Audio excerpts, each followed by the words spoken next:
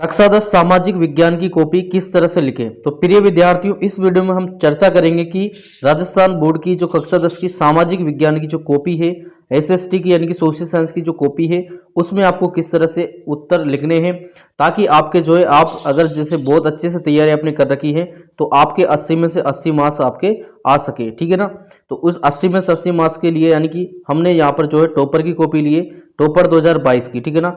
उसके हिसाब से ही हम आपको यहाँ पर बताएंगे और क्या थोड़े से चेंजेस आप कर सकते हैं वो भी हम इसमें बताएंगे, और जो नक्शा आता है, मैप आता है, उसको आप किस तरह से भर सकते हैं उसके बारे में हम यहाँ पर चर्चा करेंगे। तो देखिए, सबसे पहले कॉपी भरने के बारे में तो मैंने आपको अलग से वीडियो बना रखा था, फिर भी जो है हम इस वीडियो में थोड़ी सी चर्चा कर लेते हैं। यहाँ पर जो है आपका लिखा रहता है नामांक अंकों में, ठीक है ना, या रोल नंबर अंकों में। तो यहाँ पर जो है 7 बॉक्सेस बने होते हैं, उसमें आपको रोल नंबर लिखने होते हैं, वो आप लिख लेते हैं। इसके बाद लिखा होता है रोल नंबर इन इंग्लिश, ठीक है ना, रोल नंबर इंग्लिश में, वो भी आप लिख लेते हैं, कोई दिक्कत नहीं है। और इसके बाद है रोल नंबर हिंदी में। अब यहाँ पर देखिए, जो विद्यार्थी अंग्रेजी मीडियम का होता है यानी कि इंग्लिश मीडियम का होता है, वो ये सोचता है कि यहाँ पर मैं हिंदी में ही लिखूँ या अंग्रेजी में लिखूँ। तो देखिए, दोनों ही विद्यार्थी जो हिंदी मीडियम का है या इंग्लिश मीडियम का है, उन दोनों को ही हिंदी और अंग्रेजी दोनों में ही रोल नंबर लिखने होते हैं। ठीक है ना। अगर आपके रोल नंबर इंग्लिश में और हिंदी में लिखने में गलत हो जाते हैं तो ज़्यादा दिक्कत वाली बात नहीं है, लेकिन इन बॉक्सेस में जो है डिजिट में आपको बिल्कुल सही रोल नंबर ही आपको लिखना है। ठीक है। इसके बाद देखिए, जो माध्यम होता है हिंदी अंग्रेजी जो भी आपका, वो आप लिख देंगे। विषय सामाजिक विज्ञान लिख देंगे, या इंग्लिश मीडियम का है तो सोशल साइंस लिख देगा। परीक्षा का दिन जो भी आपका दिन है वो लिख देंगे और दिनांक लिख देंगे। ठीक है। इसके बाद अब चर्चा करेंगे हम ये जो निर्देश वगैरह इन सब के लिए मैंने आपको अलग से वीडियो बना रखा है। इसके बाद हम चर्चा करेंगे कि उत्तर किस तरह से चालू करेंगे। ठीक है। देखिए, ये एक टॉपर की कॉपी है, तो इसमें भी जो है कुछ चेंजेस आप कर सकते हैं, वो मैं आपको बताऊंगा क्या आप कर सकते हैं। देखिए, इस साइड पे क्या लिखा होता है, परीक्षक द्वारा प्रदत्त अंक। तो इस कॉलम में तो आपको कुछ भी नहीं लिखना है। ठीक है। बहुत से बच्चे क्या करते हैं, इधर जो है प्रश्न नंबर डाल देते हैं या उत्तर नंबर डाल देते हैं, तो वो आपको नहीं करना है। हालांकि उस चीज़ के जो है आपके कोई नंबर नहीं काटे जाते, लेकिन फिर भी इसमें आपको नहीं लिखना है, क्योंकि इधर जो है परीक्षक द्वारा प्रदत्त अंक ही इधर लिखे जाते हैं। इसके बाद है प्रश्न संख्या। अब देखिए, आप इस तरह से, जैसे पहला आपका प्रश्न रहेगा उसमें एमसीक्यू रहेंगे। ठीक है। एमसीक्यू मतलब वस्तुनिष्ठ प्रश्न रहेंगे। तो उसके लिए जैसे मान लो ये क्वेश्चन नंबर 1 है। ठीक है। यहाँ पर इस बच्चे ने लिख रखा है निम्न प्रश्नों के उत्तर का सही। तो जैसे इसने ये लिख रखा है, तो ये कोई जरूरी नहीं कि आप इसको लिखे ही सही। ठीक है ना। यानी कि मैंने आपको पहले ही बताया कि आपको प्रश्न लिखने की कोई जरूरत नहीं है, आप केवल प्रश्न क्रमांक डाल देना, उससे ही आपका काम बन जाएगा, यानी कि वही सही तरीका है। ठीक है। उसके बाद यहाँ पर जैसे क्वेश्चन नंबर 1 लिख दिया। अब 1 के अंदर आपके जैसे 15, इस बार 15 एमसीक्यू आपके रहेंगे। तो जैसे ये आपका 1, ठीक है, 1, इसमें देखिए जैसे मान लो इसमें स जो है ऑप्शन सही था, तो इसमें लिख दिया स और जर्मनी। ठीक है। आप चाहो तो, मैंने आपको पहले भी बताया था, आप चाहो तो इसकी जो है इस तरह से बॉक्सेस बनाकर भी लिख सकते हैं, यानी कि 15 बॉक्सेस आप बना लोगे। ठीक है।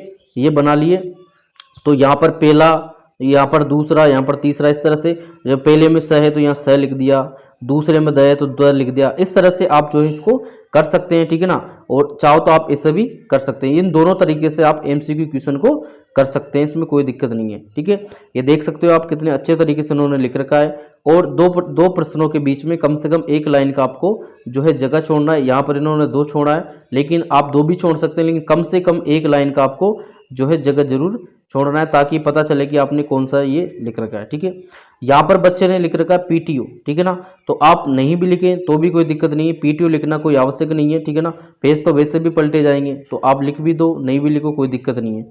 इसके बाद जो है ये यहाँ से ख़त्म हो जाते हैं। पहले जो है 12 आते थे। ठीक है ना। देख सकते हो आप 12 में से 12 नंबर इस बच्चे को मिले, यानी कि इस बच्चे को जो है 80 में से 80 नंबर मिले थे। ठीक है। तो इसके बाद देखिए, इसके बाद आपका आता है रिक्त स्थान वाला प्रश्न। तो रिक्त स्थान में भी मैंने आपको 2 तरह से बताया था। ठीक है ना, कि आप चाहो तो एक तो पूरी लाइन लिख सकते हो, तो पूरी लाइन आपको नहीं लिखनी है। ठीक है। क्यों? क्योंकि उसमें जो है आपका टाइम ज़्यादा लगेगा और आपको पूरा जो प्रश्न है वो उतारना पड़ता है। तो आपको क्या करना है, यहाँ पर प्रश्न नंबर डाल दिया आपने, उसमें जो खंड होंगे, यानी कि जैसे 6 क्वेश्चन है तो ये पहला डाल दिया। ठीक है। उसमें डायरेक्ट आपको आंसर लिख देना है कि इसमें क्या है। जैसे इसमें बहुराष्ट्रीय कंपनी आया था उस टाइम पे, तो आपने लिख दी, इसमें लिख दिया बहुराष्ट्रीय कंपनी। ठीक है। जैसे दूसरे में जैव संसाधन आंसर था, तो ये लिख दिया जैव संसाधन। इस तरह से आपको जो है ये उत्तर लिखने हैं। पूरा आपको वाक्य नहीं लिखना है, पूरा भी आप लिख सकते हो, कोई दिक्कत नहीं है, लेकिन पूरा आपको नहीं लिखना है, क्योंकि उसमें आपको टाइम ज़्यादा लगेगा। इसके बाद देखिए, इसके बाद आपके जो है एक एक नंबर के क्वेश्चन आएंगे, ठीक है। तो एक एक नंबर क्वेश्चन जैसे यहाँ पर डाल दिया क्वेश्चन नंबर 3 1, ठीक है, और ये इसका जो है आंसर लिख दिया। इस तरह से 1 नंबर का जो क्वेश्चन होता है उसको आपको इस तरह से आंसर देना है, ठीक है। ये लिख दिया आंसर, इस तरह से आपको आंसर देने हैं। इसके बाद देखिए ये सारे जो है 1 नंबर के क्वेश्चन है। इसके बाद जो है खंड ब आता है। अब देखिए इस खंड की भी मैं बात कर लेता हूँ, जैसे हमने लिखा ना खंड अ या सेक्शन ए, सेक्शन बी, इस तरह से देखिए ये खंड अ और खंड ब आपको तभी डालने हैं जब आप कंटिन्यू क्वेश्चन का आंसर करेंगे। कंटिन्यू का मतलब है कि आपने पहला कर दिया, फिर दूसरा, तीसरा, चौथा, पांचवा, छठा, सातवां, इस तरह से आप सभी प्रश्नों के उत्तर आप करते हैं तो ही आपको खंड डालने हैं, ठीक है ना। खंड डालो या मत डालो, खंड डालने से कोई आपको फायदा नहीं है, नहीं डालने से भी कोई आपको नुकसान नहीं है, ठीक है ना। क्योंकि खंड डाल रहे हो तो इसका मतलब ये है कि उस खंड अ के जो क्वेश्चन है वो आपको एक साथ ही सोल्व करने हैं, ठीक है ना। अगर आप अलग अलग भी कर सकते हो लेकिन उससे आपको कोई दिक्कत नहीं है, ठीक है ना। तो यहाँ पर आपको खंड और खंड ये जो है आपको तभी डालने हैं जब आप कंटिन्यू सोल्व कर रहे हो। बहुत से बच्चों को डाउट रहता है कि क्या इसको कंटिन्यू ही करना पड़ता है क्या, यानी कि एक साथ ही सोल्व करने पड़ते हैं क्या। तो ऐसा कुछ भी नहीं है। आप चाहो तो पहले 10वां% सोल्व कर दो, फिर चाहो तो आप उसके बाद 15वां% सोल्व कर दो, इससे कोई दिक्कत नहीं है। बहुत से बच्चों के मन में ये डाउट रहता है कि जैसे सर हम आगे पीछे अगर क्रमांक इनको चेंज करके लिखते हैं तो जो कॉपी चेक करने वाला होता है उसका दिमाग खराब हो जाता है और वो आपके नंबर भी काट सकता है। तो देखिए ऐसा कुछ नहीं होता है, उनका काम है कि कॉपी चेक करनी है, ठीक है ना, अच्छे से कॉपी चेक करनी है, उसको उनका पेमेंट भी मिलता है। तो ऐसा कुछ नहीं है कि उनका दिमाग खराब होगा, इस तरह का कोई नियम नहीं है कि दिमाग खराब हो जाए तो नंबर काट लो, ठीक है ना। तो ये सोच आपकी गलत है, आपके इस तरह से नंबर नहीं काटे जाते हैं, ठीक है। इसके बाद जैसे इन्होंने लिखा कि रूढ़िवाद क्या है, इन्होंने यहाँ पर ये क्वेश्चन लिख रखे हैं और डेट लगा रखे हैं, तो आपको ये लगाने की कोई आवश्यकता नहीं है। आप जो है डायरेक्ट क्वेश्चन नंबर 4 डाल के और आंसर डाल देना, ठीक है ना। ये आंसर लिख दिया इन्होंने, क्लियर। इस तरह से आपको ये लिख देना है। देख सकते हैं आप पूरे में से पूरे नंबर सभी क्वेश्चन आंसर में पूरे में से पूरे नंबर जो है दिए गए हैं। और देखिए कॉपी चेक करने का सबसे सही तरीका यही है, इन्होंने जो कॉपी अच्छे से चेक कर रखी है। क्या करना पड़ता है कि जैसे ये है इस तरह से जो है अंडरलाइन कर करके जो है कॉपियाँ चेक करनी पड़ती है। ये अच्छा तरीका है कॉपी चेक करने का, ठीक है। इसके बाद जो है इसके बाद हम बड़े क्वेश्चन की बात करेंगे। तो बड़े क्वेश्चन से पहले मैं आपको मैप बता देता हूँ। देखिए मैप में आपको देखिए इस तरह का आपको मैप मिलता है, ठीक है ना। इस तरह का आपको ये नक्शा रहता है, ये नक्शा मिलेगा। नक्शे में देखो आपको क्या क्या सावधानी रखनी है। एक तो यहाँ पर आपको जो है पर्सन नंबर डालना है, ठीक है ना। ऐसे डालना जैसे पर्सन नंबर 23 या जिस पर भी ये आएगा ये डाल देना है आपको। यहाँ पर इसने इन्होंने नहीं डाल रखा है लेकिन आपको ये जरूर डालना है, ठीक है। ये डालने के बाद यहाँ पर आपके इसमें भी आपको रोल नंबर लिखने पड़ेंगे, ठीक है। देख सकते हो आप ये भी इसमें भी जो है सीरियल नंबर होता है, क्लियर। तो आपको इसमें भी जो है रोल नंबर यहाँ पर डालने हैं। और इसके बाद देखिए इसके बाद ये आपका नक्शा रहेगा, भारत का नक्शा। तो इसमें देखिए 4 आपको इसमें भरने होंगे, ठीक है ना। 4 जो भी स्थान है या खनिज है कुछ भी आएगा वो आपको इसमें लिखना है। तो देखिए ये आप 2 तरह से लिख सकते हैं। पहली बात तो ये करें कि ये पेन से लिखना है या पेंसिल से लिखना है। देखिए इस बच्चे ने जो है पेंसिल से ये लिख रखा है, तो देखिए आपको भी पेंसिल ही यूज करनी है। क्यों यूज करनी है? क्योंकि जैसे मान लो ध्यान रखना है कि आपको केवल एक ही नक्शा दिया जाएगा, ऐसा नहीं कि ये नक्शा गलत हो गया तो आपको दूसरा नक्शा मिलेगा, ये कतई नहीं होगा। आपको एक ही नक्शा दिया जाएगा, आप चाहो तो उसको खराब करो या कुछ करो। इसके बाद देखिए इसके बाद आपको अगर पेन से आप लिखते हो, जैसे मान लो आपने यहाँ पर लिखा ये कलपक्कम, ठीक है। अगर मान लो ये आपका बाई चांस गलती से, जैसे मान लो किसी भी कारण से अगर ये गलत हो जाता है और आपने पेन से लिखा है तो फिर वो गलत ही रहेगा, ठीक है ना। लेकिन अगर आप पेंसिल से लिखते हो तो आपका जैसे मान लो गलत भी भरने में आ जाए किसी भी वजह से, तो आप उसको मिटाकर दूसरे उसको सही कर सकते हो, ठीक है ना। क्योंकि 4 नंबर का क्वेश्चन है, तो 4 नंबर का क्वेश्चन है तो ध्यान से आपको भरना पड़ेगा। अब आप इसको 2 तरह से लिख सकते हैं। जैसे मान लो ये आपका मैप है, ठीक है।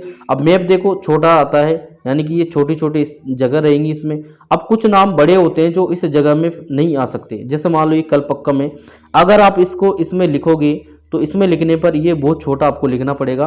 तो आप क्या कर सकते हैं, यहाँ पर जिस जगह पर ये जगह है उस पर छोटा सा डॉट लगाकर और इस तरह से ये आप लिख सकते हैं, ठीक है ना। और जो उसमें अंदर आ जाएगा, जैसे मान लो तारापुर इसमें अंदर आ गया है तो आप उसको अंदर ही लिख देंगे। तो मैं सबसे बेस्ट सजेस्ट करूंगा कि आप पेंसिल ले जाना और पेंसिल से इसको भरना, ठीक है। इस तरह से आपको मैप भरना है। इसके बाद देखिए बिग क्वेश्चन की बात करेंगे हम। तो बिग क्वेश्चन में देखिए जैसे मान लो यहाँ पर है तो आपको इस तरह से ये पॉइंट बनाकर आपको ये लिखने हैं, ठीक है। ये यहाँ पर पॉइंट बना दिया। अब देखिए यहाँ पर पॉइंट में इन्होंने केवल नीला ही पेन यूज कर रखा है, तो मैं तो यही कहूँगा कि आप भी नीला ही पेन यूज करें। हाँ, कुछ बच्चे होते हैं कि जो ब्लैक पेन ले जाते हैं, ब्लैक पेन यूज आप कर सकते हो, कोई दिक्कत नहीं है। तो ब्लैक पेन आपको केवल और केवल हेडिंग डालने और यानी कि पॉइंट्स डालने और अंडरलाइन करने। जैसे मान लो कोई वर्ड्स ऐसा है जो उसमें इंपॉर्टेंट है, जैसे मान लो समाज है, ये समाज है, ठीक है, तो आप क्या करेंगे, छोटा सा इसे अंडरलाइन इसको कर लेना है, ठीक है ना। इस तरह बस ये दो काम ही आपको ब्लैक पेन से करने हैं। बहुत से बच्चे क्या करते हैं, ब्लैक पेन से ये आंसर लिखने लग जाते हैं। तो देखिए ब्लैक पेन से आपको आंसर नहीं लिखने हैं, ठीक है ना। ब्लैक पेन से केवल आपको पॉइंट और हेडिंग ही आपको डालने हैं। इसके बाद देखिए, इसके बाद हम बिग क्वेश्चन की बात करेंगे। जैसे जैसे ये क्वेश्चन है, ठीक है, कि बहुराष्ट्रीय कंपनियां ये निम्नलिखित प्रकार से कार्य करती हैं। तो जैसे मान लो इसमें ये मान लो कि ये 3 नंबर का प्रश्न था, ये जहाँ पर ये 2 नंबर का है, मान लो कि ये 3 नंबर का है, तो कम से कम आपको इसमें 3 पॉइंट आपको लिखने हैं, ठीक है ना। कुछ बच्चे ये कन्फ्यूजन में हो जाते हैं कि जैसे मान लो उसने क्वेश्चन दिया कोई जिसमें हमें पॉइंट लिखने हैं या बुक के बिंदु लिखने हैं, तो यहाँ पर देखिए 3 पॉइंट बिंदु लिख रखे हैं। अगर मान लो यहाँ पर 2 बिंदु भी लिखे जाते तब भी इसमें 2 नंबर जरूर दिए जाते। 3 नंबर का होता है तो कम से कम आपको 3 बिंदु इसमें लिखने होते हैं, ठीक है। इसके बाद देखिए, इसके बाद हम बिग क्वेश्चन की बात कर लेते हैं। जैसे ये है बिग क्वेश्चन यहाँ पर, ठीक है, जैसे कि बैंक से आपको, तो ये वाला क्वेश्चन है। अब इसमें हालांकि तो 3 नंबर वाला ही क्वेश्चन है, तो इसमें देखिए ये इस तरह से पॉइंट बनाकर लिखा हुआ है, तो आपको भी जो है ये पॉइंट बनाकर ही आपको लिखने हैं, तभी आपको जो है पूरे में से पूरे नंबर आपको दिए जाएंगे, ठीक है। अब देखिए इसमें 4 नंबर वाले प्रश्न में कुछ बच्चों को ये कन्फ्यूजन में रहते हैं कुछ बच्चे कि इसमें कम से कम कितने पेज आपको भरने हैं, ठीक है। तो 4 नंबर वाले जो प्रश्न है उसमें कम से कम आपको जो है एक साइड का एक पेज तो आपको भरना है। जैसे मान लो ये पेज है, ठीक है ना, तो ये पेज जो है पूरा आपको जो है भरना पड़ेगा, क्योंकि इतना बड़ा तो इसका आंसर रहता ही है कि जैसे ये पेज है तो ये पूरा आप जो है लास्ट तक इसको भरना है, ठीक है ना। कम से कम इतना तो आपको भरना ही पड़ेगा। लास्ट में देखिए ये प्रश्न जो है मैप का प्रश्न है, तो जैसे इन्होंने लिख रखा है तो कोई ज़रूरी नहीं है कि इन पॉइंट्स को आप यहाँ पर भी लिखो, ठीक है ना। वो मैप का जो प्रश्न, जैसे ये प्रश्न नंबर 23 था, तो उस मैप के ऊपर आपको आंसर नंबर 23 आपको जरूर डालना है, ठीक है ना। इसके बाद देखिए इस तरह से ये आपकी जो है कॉपी आपको लिखनी है, यानी कि कॉपी में आपको उत्तर लिखने हैं। इसके बाद देखिए लास्ट में जो है आपको, जैसे यहाँ पर इनका ये आंसर खत्म हो गए थे सारे उत्तर, तो यहाँ पर इन्होंने जो है समाप्त वगैरह नहीं लिखा है, लेकिन आपको जरूर लिखना है, यानी कि इस जगह पर जहाँ पर आपके पूरे उत्तर जो है खत्म हो जाएंगे उसके बाद समाप्त आपको जरूर लिखना है। चाहो तो आप एंड भी लिख सकते हो, इंग्लिश मीडियम के विद्यार्थी हैं तो, ठीक है। और इसके बाद जो है बची हुई लाइन, जो बचे हुए जो पेज है उनको आपको तिरछी लाइन से जो है काटना है। इन्होंने नहीं काट रखा है लेकिन आपको जरूर काटना है, ठीक है ना। यानी कि हालांकि ये टॉपर की कॉपी है और इनके जो है 80 में से 80 नंबर आए, लेकिन इन्होंने भी जो है बहुत सारी गलतियां कर रखी है कॉपी लिखने में। तो उन गलतियों को मैंने आपको बताया है कि जैसे मान लो इन्होंने जो है क्वेश्चन लिख रखे थे कि हालांकि इन्होंने आधे आधे लिख रखे थे, लेकिन वो लिखने की आपको ज़रूरत नहीं है। लास्ट में इन्होंने जो है समाप्त नहीं लिखा, और जो इनकी जो लाइनें हैं वो भी इन्होंने, जो पेज है उनको भी जो है तिरछी लाइनों से नहीं काटा है। हालांकि इन चीज़ों के जो है नंबर नहीं कटते, लेकिन फिर भी आपको जो है ध्यान रखना है, क्लियर। तो इस तरह से आपको ये लिखना है, ठीक है। और इन्होंने देखिए कहीं पर भी जो है, कहीं पर भी किसी भी शब्द को नहीं काट रखा है, यानी कि लिखा इस तरह से है कि गलतियां ना हो। फिर भी मान लो कि अगर आपकी गलती हो जाती है, ठीक है ना, लिखने में कोई शब्द, या मान लो कि जैसे मान लो आपने इतना सारा उत्तर लिख दिया, ठीक है, अगर मान लो ये सारा ही गलत हो गया तो आपको क्या करना है, तो आपको कुछ जैसे इस तरह से आपको ज़्यादा इसको नहीं मिटाना है, ठीक है। बहुत से बच्चे क्या करते हैं उसको बहुत ज़्यादा मिटा देते हैं, इस तरह से आपको नहीं मिटाना है। केवल आपको इस तरह से आप उसको काट सकते हो, या फिर आप क्या कर सकते हो, इस तरह से आप उसको क्रॉस कर सकते हो। इसमें कोई दिक्कत नहीं है, उसके कोई नंबर नहीं काटे जाते हैं। बहुत से बच्चे ये होते हैं, जैसे मान लो 2 प्रश्न आए, एक प्रश्न अथवा में, यानी कि एक ऊपर लिख दिया, एक अथवा के नीचे लिख दिया। अब बहुत से बच्चे क्या करते हैं, उन दोनों प्रश्नों का जो है उत्तर दे देते हैं। तो आपको इस तरह से नहीं करना है, ठीक है ना। अब देखो आपने मान लो ठीक है उत्तर दे दिया, फिर बच्चे ये सोचते हैं कि अब कौन से प्रश्न का जो है वहाँ पर आपको नंबर दिए जाएंगे। तो जैसे मान लो उसने पहला प्रश्न चेक कर लिया, ठीक है, वो पहला प्रश्न चेक कर लिया। अब उसमें मान लो कि 3 नंबर का वो प्रश्न था, जैसे मान लो 3 में से अगर मान लो आपके 1 नंबर आया, क्लियर, तो वो आपको 1 नंबर ही उसमें दिया जाएगा। मान लो दूसरे में अगर 3 में से भी 3 आ रहे ना, तब भी आपका नंबर जो है वहाँ पर 1 ही चढ़ा चढ़ाया जाएगा। हाँ, हो सकता है कि अगर कोई कॉपी चेक करने वाला हो तो वो सोच ले कि यार इसके 3 नंबर चढ़ा देते हैं, तो वो 3 नंबर चढ़ा सकते हैं। लेकिन ये ध्यान रखना है कि जैसे दोनों में से आपको जो सबसे अच्छा आ रहा है, ठीक है ना, वही आपको करना है। ऐसा नहीं कि आप दोनों करिए आए, ठीक है। और कुछ क्वेश्चन ऐसे होते हैं जिसमें बच्चे कन्फ्यूज हो जाते हैं कि जैसे आप हिंदी में लिख के आए थे, हिंदी में जो है हिंदी के उपसर्ग के प्रकार पूछे थे, तो उसमें जो है 3 ही आंसर आएगा। अब कुछ बच्चे ये लिखे 3 या 4, ठीक है ना, 3 या 4। अब बच्चे ये पूछ रहे हैं कि सर उसका नंबर मिलेगा क्या? तो देखिए 3 या 4 का मतलब तो कोई फिक्स आंसर ही नहीं है, वो 3 माने कि 4 माने, ठीक है ना, तो इसका जो है नंबर नहीं दिया जाएगा। तो इस तरह से अगर आप भी सामाजिक में इस तरह के क्वेश्चन आ जाते हैं तो आपको फिक्स आंसर लिखना है, भले ही आप गलत लिख दो, ठीक है ना। जैसे ये बच्चा लिख के आया 3 या 4, उसकी जगह ये 3 ही लिख देता तो आप इसके जो है नंबर मिल जाते। तो इस तरह से आपको ऐसा नहीं लिखना है कि अगर हाँ हो कि हाँ यार इसमें ये आ सकता है, ठीक है ना, तो आपको जो है तुक्के नहीं मारने, 3 या 4, 4 या 5, इस तरह से नहीं लिखना है। जो फिक्स आंसर है वो लिखना है, भले ही आप गलत लिख के आओ, तभी उसके जो है नंबर आपको दिए जाते हैं। और क्वेश्चन गलत हो जाता है तो उसको काटने का मैंने आपको बता ही दिया है।